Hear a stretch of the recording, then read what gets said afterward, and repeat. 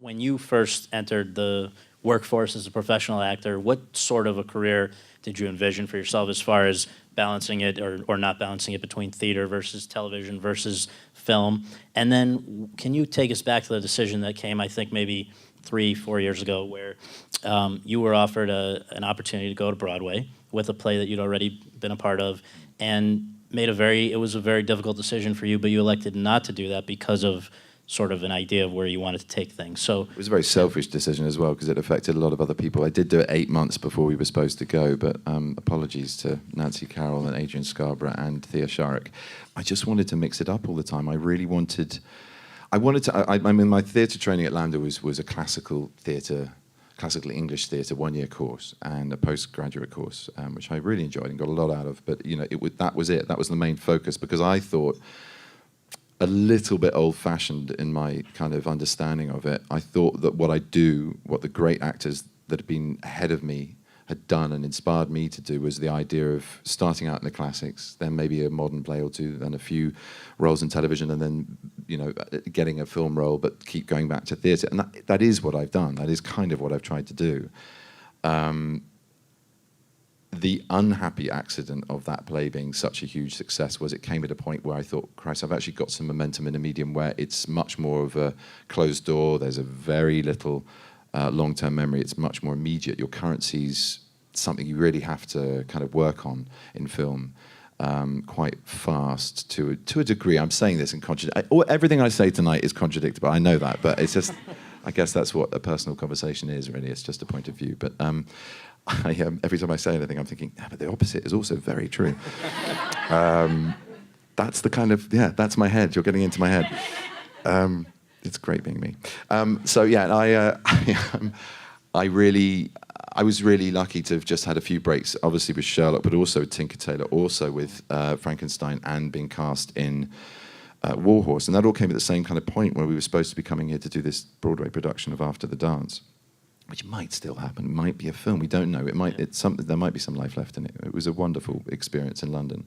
But I felt that I'd had that experience there, and selfishly, I wanted to make some capital out of this momentum that was building. And I'm glad I did, because I got Star Trek and 12 Years a Slave and August Osage County, and it worked out well for me. But and the Fifth Estate. So I kind of I was very I took a gamble and it paid off.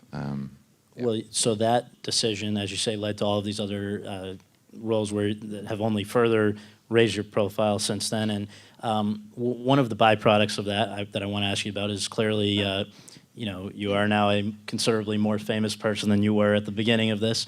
And I wonder how that impacts you as an actor, because, correct me if I'm wrong, but it seems to me that part of what makes many actors great actors is the ability to kind of go out, observe other people behaving as they do, and channeling that.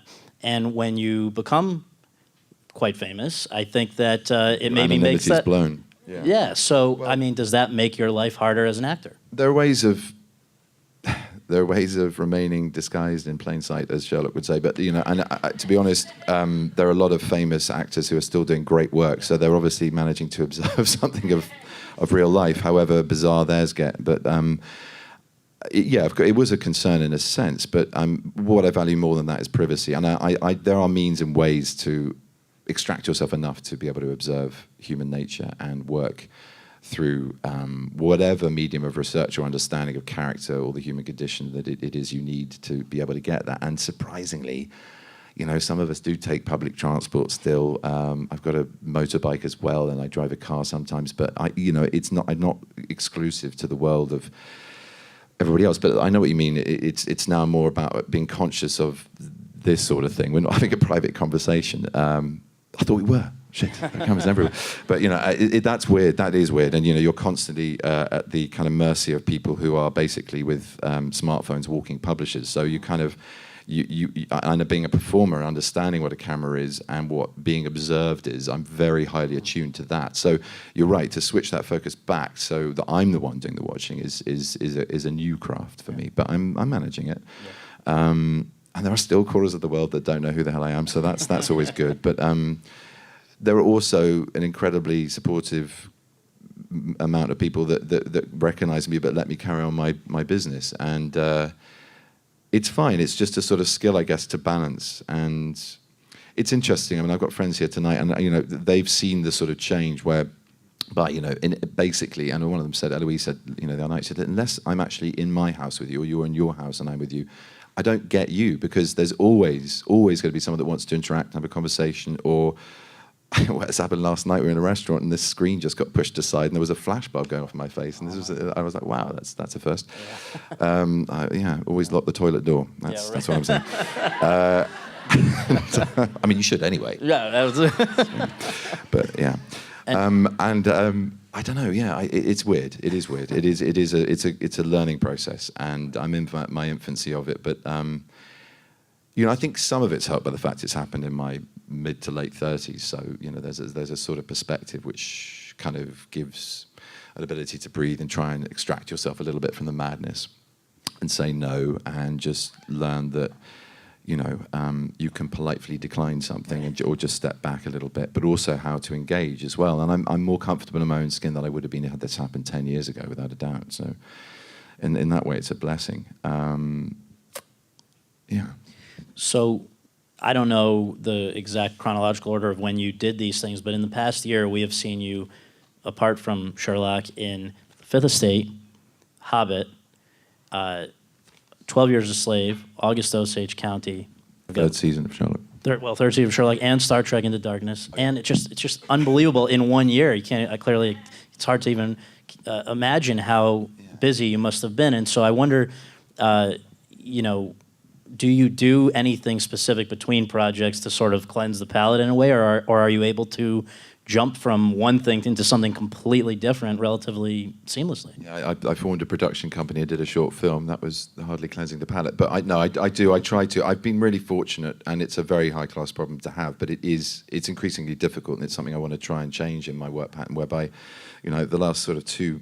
I mean, this is a bumper crop of 5 months worth of film releases coming out from about 1.5 years' work, but in those 1.5 and 2 years before, a lot of projects have dovetailed, and that always makes me anxious, because not for fear of repetition, although there is always that fear, but I always choose one of the criteria anyway for my choice of work is to have variation, selfishly, just to keep myself amused and to stimulate myself in a different way. So even though, I don't know, I had a bank holiday weekend between the end of the third series of Sherlock and Parade's End, and before Sherlock, I literally got off stage.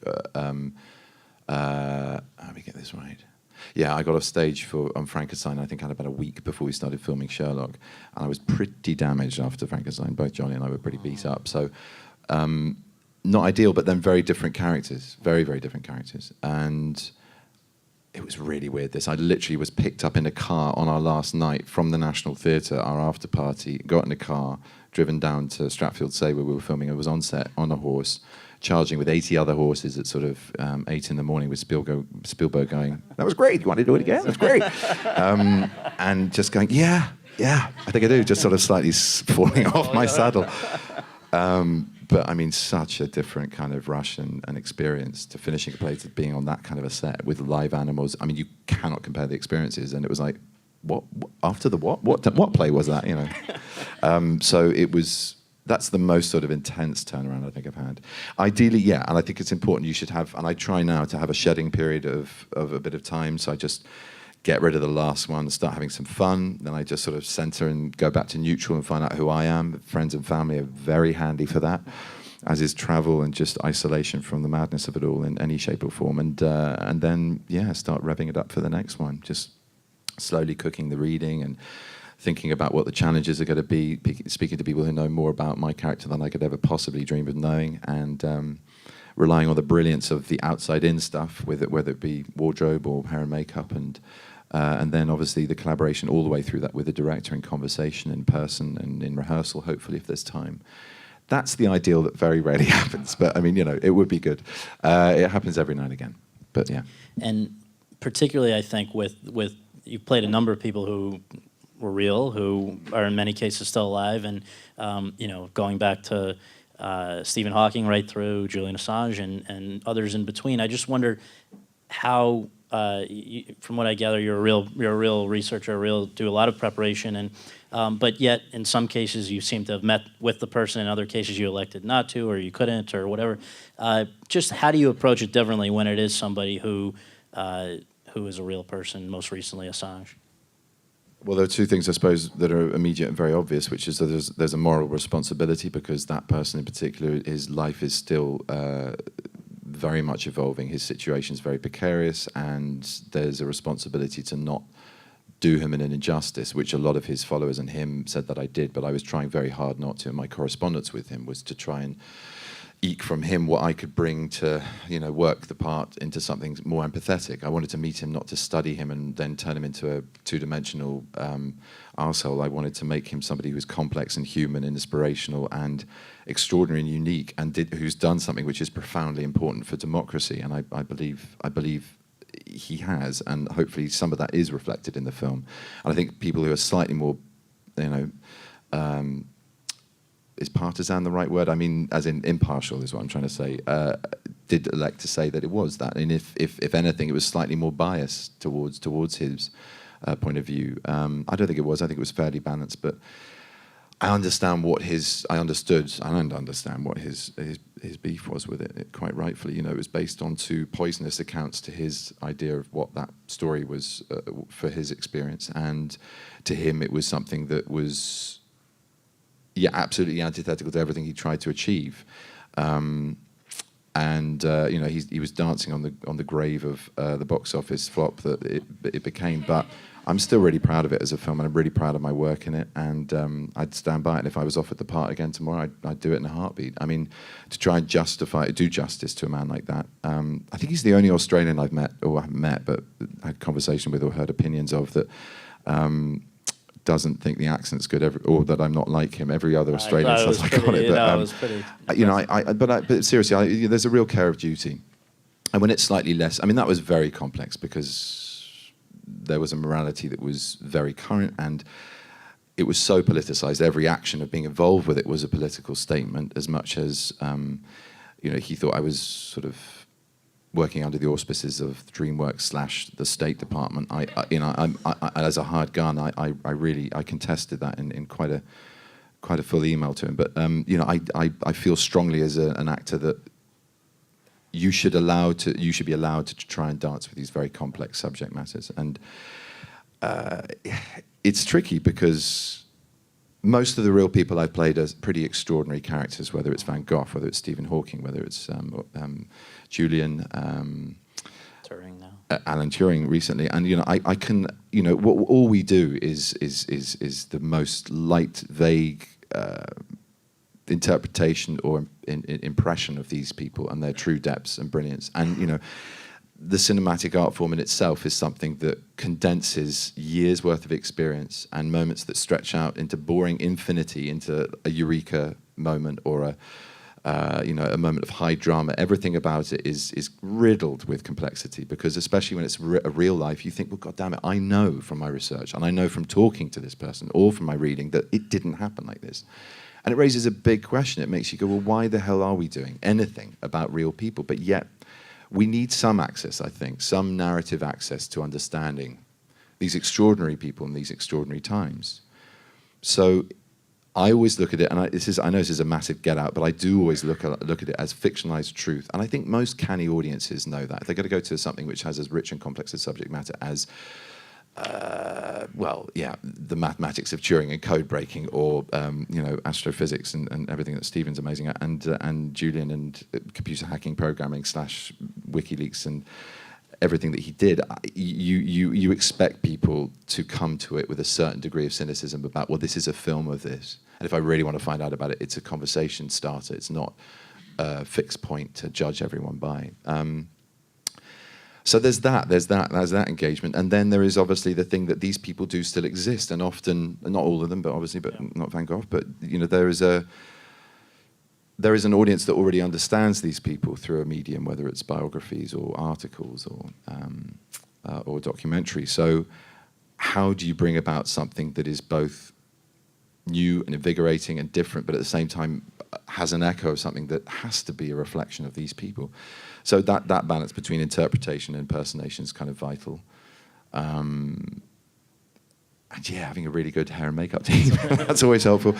A good script is also helpful. Good director is ultimately the most helpful thing you could ever have. And I've been very blessed on that front.